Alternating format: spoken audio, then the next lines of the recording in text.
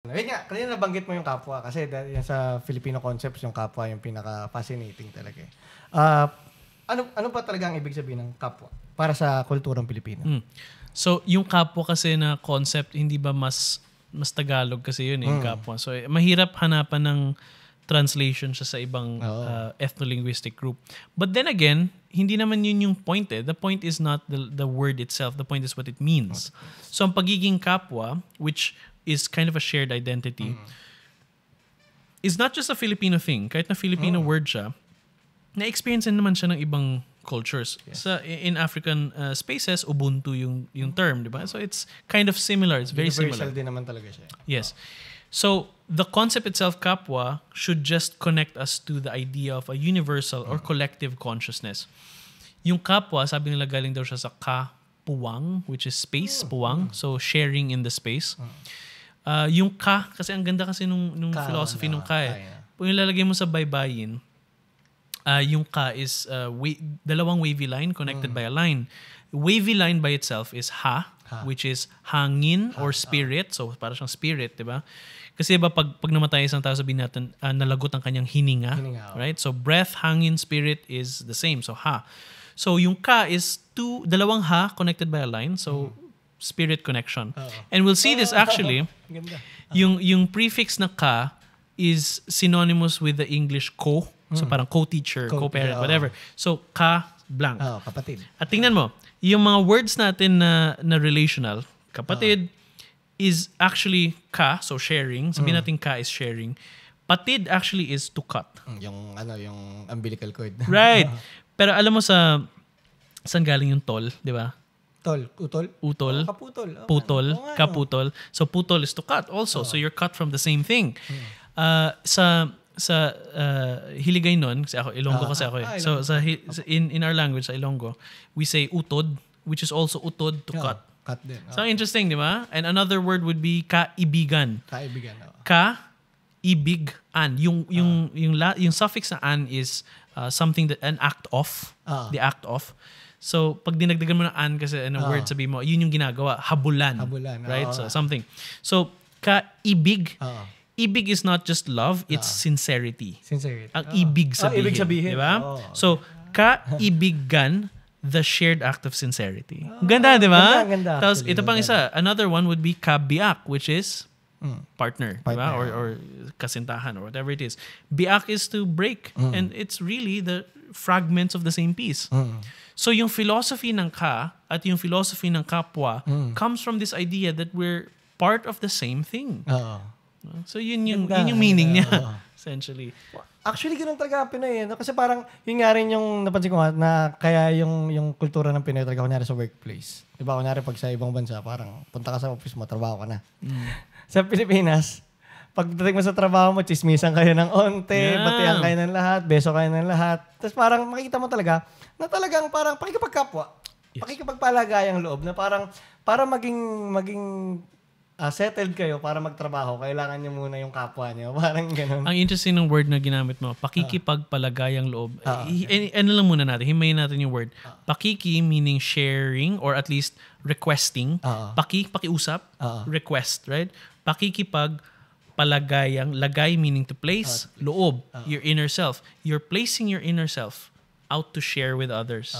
So it's a rapport, di ba? Pero hindi lang siya rapport na parang, okay, gets natin. It's a sharing, a vulnerability. Pag makikipagpalagayang loob ako sa'yo, it's me sharing myself with you.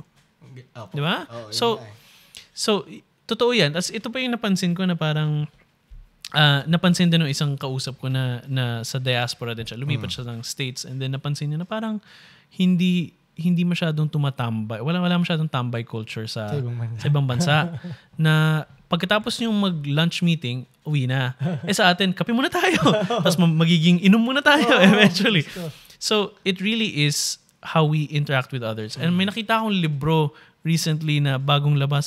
What was it? Ano yun? The Radical Art of Hanging Out? Something like that. Tapos nung nabasa ko yung title, sabi ko, radical na ba yun? Sa atin, kitambay lang tayo. So parang, it's so interesting na kailangang i-recover ang ganong attitude of hanging out, na pupunta ka sa isang lugar not to network, not to create a business, but just to hang out. Parang ang foreign concept sa ibang tao. And to us, parang, yun yung gagawin ko pag may kaibigan ako, di ba? So it's interesting lang. Tsaka yun nga, pinaka nakakatawa kasi dyan sa yung kapwa nga. Yung parang isa rin sa naalala ko, yung parang, kunyari yung comparison niya kunyari sa Wonders of the World ng iba. Kunyari yung Pyramid of Giza. Parang ginawa siya para sa pag-glorify ng isang pharaoh, ng isang god or ng anuman. Pero sa Pilipinas, ang ano natin, ang Wonder of the World natin is yung rice terraces. Right. Pagkain ng community. Exactly. So para talagang ang Pilipino naman talaga, makikita mo, yung pakikipagbayanihan, yung parang yung mahal talaga natin yung kapwa natin. Yes. Doon ako medyo proud talaga sa... That's something actually na napansin natin na bakit wala tayong ancient architecture? Bakit wala tayong mga, let's say, mga stone temples sa mga anito, ganyan. And it's interesting kasi yung term na simbahan, which today means church, actually meant a temporary space kung saan isa-set up lang nila, usually sa bahay nung datu or whatever. Tapos lalagyan nila yung idolo dyan and then they will celebrate. And then pagkatapos ng worship, tapos na, okay, let's go, move on. So we've always been a transitory, moving identity. Kahit yung original concept ng bayanihan, di ba yan yung binubuhat yung bahay? Moving from one place to another. Another example of, hindi tayo dikit sa kung saan tayo. We are moving everywhere we go. Gusto na, hindi tayo mapalagay. Essentially. Where we want to go, dun tayo. Kung nasan yung pamilya natin. And it's more, may kwento sa akin yung history teacher namin nung panahon. Nakalimutan ko kung ano exactly yung, medyo tagal na rin Pero yung sabi niya sa akin na nung meron daw invaders sa isang community, nung pre-colonial pa, yung buong village lumikas pumunta sa bundok. So syempre invaders, sabi nila, nakuha na natin yung village na to, yung mga bahay at yung lupa. We won. Ganyan, nanalo tayo. Pero yung mga tao sa bundok, wala bang namatay dito? Okay, nanalo tayo. So, the difference of what it means to survive and what it means to win is not tied to a place or a space. It's tied to people. It's tied to experience and history and memory. So, ang hirap lang din na parang, are we really the things that we lost? Kasi ang dami nating nawalan na tayo ng napakaraming bagay. But are we really the things that we lost? Are we the things that survived? Who are we really? Kaya ito yung mga sinasabi natin na totoo naman talaga na sobrang sayang na ang daming nasunog na manuscript, ang daming sinirang mga relics and so on. This is very true and very painful. Yung mga relics na gold na tinunaw lang din. Sure, yeah. Ang daming mga nasirang, like, mga religious relics, mga sacred artifacts and so on. Ang daming nasira. But then, we continue to persist in terms of tradition, in terms of kung sino ba tayo. And eventually, ang dami ng bagong pumapasok. May kwento si Father Mercado. Sabi niya, imagine for example sa isang fishing community na nagbabangka sila. And dun sa bangka na yun, habang nagfi-fishing sila, nagkakantahan sila. And they're singing these old songs that passed through generations. And as the world modernized, maglalagay na ng motor sa bangka para mas mabilis. And then, hindi na marinig yung mga kanta. So, eventually, mawawala na yung kanta. And we would be so sad na nawala na yung culture of the song. But the song is not the culture. The boat is the culture.